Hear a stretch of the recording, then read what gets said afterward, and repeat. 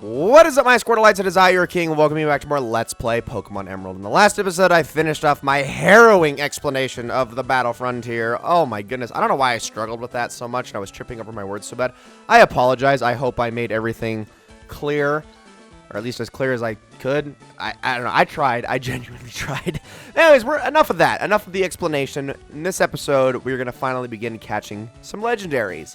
And the first of those that we're going to be going after is our roaming legendary, which I believe I selected as Latias. So this is what you're going to want to do. This is typically the way I go about doing this. So the way that roaming Pokemon work is that every single time you go in and out of a door, fly around, and I believe sometimes when you change routes, I don't think it's every time, but sometimes when you change routes, the roaming Pokemon itself will shift routes.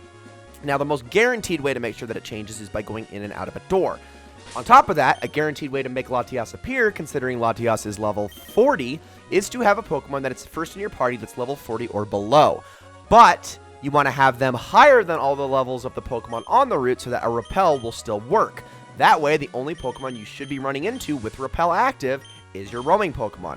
So what you're going to do, head into the grass, run around a few times, run back and forth.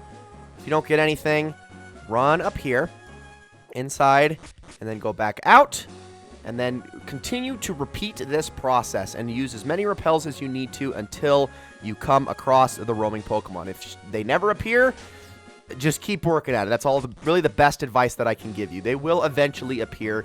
Sometimes the roaming Pokemon can be dropped in a location that's like on the complete opposite end of the map, and the thing about roaming Pokemon is they will only change one route at a time. But which direction they change to is completely random. So the thing is like, for instance, if like Latias is sitting all the way over by like Lily Cove right now, it will take forever for it to eventually travel over here. So you might need to try this over and over and over, burning a ton of repels, but eventually it will pop up. You can go try this on other routes if you so desire, but of course, you never actually know where the roaming Pokemon's at, so maybe it's not the best idea to, change your point of origin, but just keep trying it over and over, and eventually it will appear. And I am going to cut to when that eventually does happen. And here we go. All right, it is finally time. That actually didn't take too much longer than after I cut it. It was about a minute or so. But here we go. We finally have Latias appearing. And so, there is only one simple solution to this problem that we have here. Because here's the thing about roaming Pokemon is if you don't block them immediately, like use the move block, or have Arena Trap active or something like that, it'll run instantly. So there's really only one way of dealing with this thing. And that is, of course, to use a Master Ball. If you are going to use the Master Ball in any Pokemon, this is the one, in my opinion, in Generation 3. It's just a no-brainer. You're going to be chasing this thing forever if you don't. Again, unless you have a Pokemon that has Block or Arena Trap, there's really no way of getting you to actually fight it. You won't have time, even if you paralyze it, any of that stuff, it's going to run away. So we're just going to catch Latias, and yeah, that's it. Wow, we've got our first legendary. That was pretty darn easy. Well, what about the rest of them? Well, for our next stop in this video, I am going to be flying to Pacific Log Town. Now, we're not going to be catching any other legendaries in this episode, but I am going to show you how to get some more legendaries in this episode. We're going to pretty much be isolating one legendary per video for the next little while. I hope that's okay. I mean, assuming it doesn't take too long, or isn't too short, we might do multiples in a couple videos, but that's probably not going to happen very often. Okay, so here's the way this works. So I have already taken the liberty of, off-screen, catching myself a Wailord and a Relicanth. You need both of these. Take Wailord. I'm going to swap him or her for Cast Form, and I've actually taught my Wailord Surf, Waterfall, and Dive, so it has all of those things, all those things for what we'll need. I'm going to switch you for Ghidorah, but then I'm going to also move you to the end of the party, and then I also want Ziggy back. Yes, I know, we're going to be using Ziggy again. You'll see why in a minute, but I have taken the time to teach Ziggy a new move.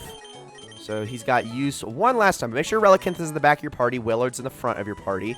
Actually, okay, don't put Wailord at the front of your party yet. You don't need to do that yet, because you are going to be needing to go through the Sea Route again, where there's a bunch of wild Pokemon you can run into, and level 40 is not quite high enough to not encounter anything. So I'm going to, do I still have a Repel active? Let me just make sure on that. Okay, no I don't. All right, so let's hop back in the water. And I got Pandora in the front, so I shouldn't be running into anything. And we are going to go down as low as we can. Right here. Well, sorry, let's go down right here now. Perfect. Surf again. Let the current take us. Let's go again really, really low. Perfect. Just like so. And then from here, we're going to want to surf to this spot. Go down this way. And then I believe... Oh, actually, that's too high. That's too high. I think I want to go right here. Just like that, maybe? Oh, not quite. Hold on. Surf again. There we go. Perfect. Okay, so we did make it. All right, so you make sure you want to land there. You want to land right about in the middle. You've only got 2 spots of leeway, but make sure you make it to here. And now from here, you're going to want to dive, which we weren't able to do last time. And you were greeted with a cavern of some sort. What is this? Underwater. Where is this taking us? I'm so confused. I've never been to this place before. Are there any items down here? No, there's no items down here. Don't worry about that. You won't really be getting any of those, but just make sure you follow this. And then right here, you will see this. Now, here's the funny thing about Emerald and Ruby and Sapphire is they have this very strange obsession with Braille, which is weird because the whole point of Braille is the fact that they are bumps that you need to feel with your finger. Obviously, the dark spots are supposed to symbolize the bumps. Now, how are you supposed to read this Braille? Well, you'll see in a minute. So, essentially, this is just saying go up here. So you're going to want to go to the top.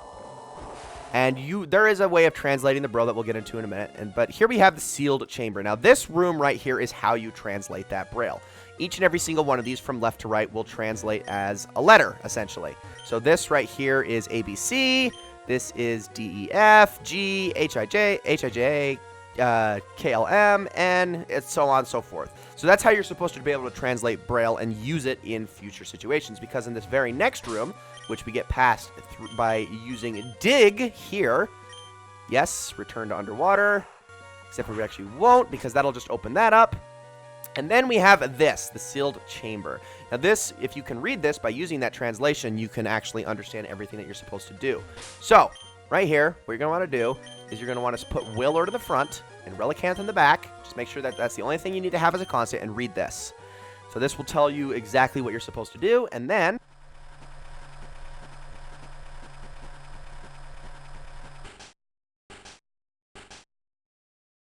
sounded as if a door opened somewhere far away. It actually sounded as if 3 doors opened somewhere far away. It also sounded like that was the moving truck at the very beginning of the game. It sounds like they also ran out of sounds. But I digress. Okay, so upon doing that, we have now opened access to get 3 different legendaries. Do you remember? I told you to take note of them throughout the Let's Play. Do you remember those rock formations that we encountered throughout the game? One of them was on the desert route south of where Mirage Tower was, at the very bottom of the route. Another one of them was out in the water on the same route that Mr. Briny takes you to get to Dewford. And the last one was on the really rainy route as you make your way from Fortree to Lily Cove. Remember all of those locations?